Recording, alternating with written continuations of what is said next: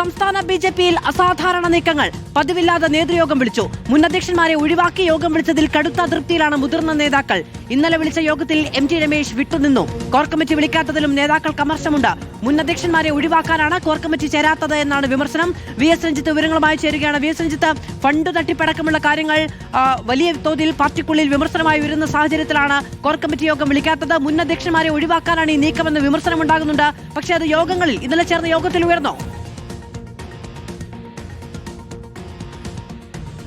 മാധു, തീർച്ചയായും സാധാരണഗതിയിൽ BJP-യിൽ ഒന്നുകിൽ അവരുടെ കോർ കമ്മിറ്റി വിളിച്ചു ചേർക്കും. കോർ കമ്മിറ്റിയിൽ ജനറൽ സെക്രട്ടറിമാരും തെരഞ്ഞെടുക്കപ്പെട്ട മറ്റ് ഭാരവാഹികളും അതോടൊപ്പം മുൻ അധ്യക്ഷന്മാരുമാണ് ഉണ്ടാവാറുള്ളത്. അല്ലെങ്കിൽ BJP ജനറൽ സെക്രട്ടറിമാരെ യോഗം വിളിച്ചു ചേർക്കും, അതല്ലെങ്കിൽ സംസ്ഥാന ഭാരവാഹികളെ മുഴുവനായി വിളിച്ചു ചേർത്തും. പക്ഷേ ഇന്നലെ പതിവില്ലാത്ത വിധത്തിൽ യോഗം വിളിച്ചു. ജനറൽ സെക്രട്ടറിമാരെയും കുറച്ച് വൈസ് പ്രസിഡന്റുമാരെയും ഉൾപ്പെടുത്തിക്കൊണ്ടായിരുന്നു.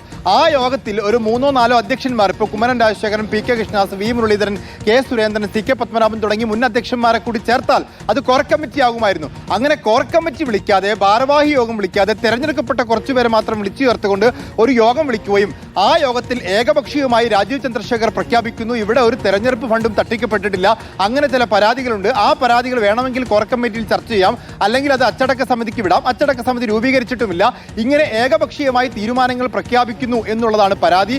കോർ കമ്മിറ്റി വിളിച്ചു ചേർക്കണം എന്നാവശ്യപ്പെടുമ്പോൾ കോർ കമ്മിറ്റി വിളിച്ചു ചേർക്കാതെ സാധാരണ ഇല്ലാത്ത വിധത്തിൽ കുറച്ച് ജനറൽ സെക്രട്ടറിമാരെ, 4 ജനറൽ സെക്രട്ടറിമാരാണ്, ആ ജനറൽ സെക്രട്ടറിമാരെയും കുറച്ച് വൈസ് പ്രസിഡന്റുമാരെയും വിളിച്ചൊരു യോഗം വിളിക്കുന്നു.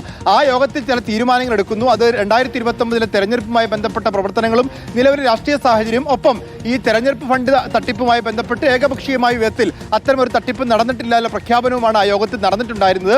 പക്ഷേ അതല്ല വേണ്ടത്, കോർ കമ്മിറ്റി വിളിച്ചു ചേർക്കണം. മുൻ അധ്യക്ഷന്മാരായിട്ടുള്ള K സുരേന്ദ്രനും, V മുരളീധരനും, PK കൃഷ്ണദാസനും, കുമ്മനം രാജശേഖരനും ഒക്കെ ഇക്കാര്യത്തിൽ പറയാനുള്ള കാര്യങ്ങൾ പറയണം. ആർക്കെങ്കിലുമൊക്കെ ഇതിൽ പങ്കുണ്ടെങ്കിൽ അവർക്കെതിരെ നടപടി എടുക്കേണ്ടതുണ്ട്. അങ്ങനെ നടപടിയെടുക്കാൻ ഒരു അന്വേഷണം ആവശ്യമുണ്ട്. അങ്ങനെ ഒരു അന്വേഷണം പാർട്ടിക്കുള്ളിൽ നടക്കുന്നുണ്ടോ എന്ന് വ്യക്തമാക്കേണ്ടതുണ്ട്.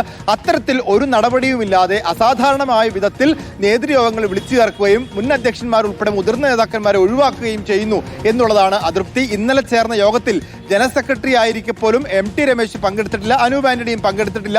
MT രമേശ് പങ്കെടുക്കാത്തത് മുൻ അധ്യക്ഷന്മാരെ ഒഴിവാക്കുകയും കോർ കമ്മിറ്റി വിളിക്കാത്തതിനുള്ള അതൃപ്തി മൂലമാണ് എന്നാണ് മനസ്സിലാക്കാൻ സാധിക്കുന്നത്. VS രഞ്ജിത്താണ് വിവരങ്ങൾ നൽകിയത്. കടുത്ത അതൃപ്തിയാണ് മുതിർന്ന നേതാക്കൾക്കടക്കം ഉള്ളത്. മുൻ അധ്യക്ഷന്മാരെ ഒഴിവാക്കി കോർ കമ്മിറ്റി വിളിച്ചു ചേർക്കാതെ നേതൃയോഗം മാത്രം വിളിച്ചതിലാണ്. മറ്റു വിവരങ്ങൾ ചർച്ച ചെയ്യാൻ തയ്യാറാകാത്തതിലും അതൃപ്തി. UDF നിർണായക യോഗം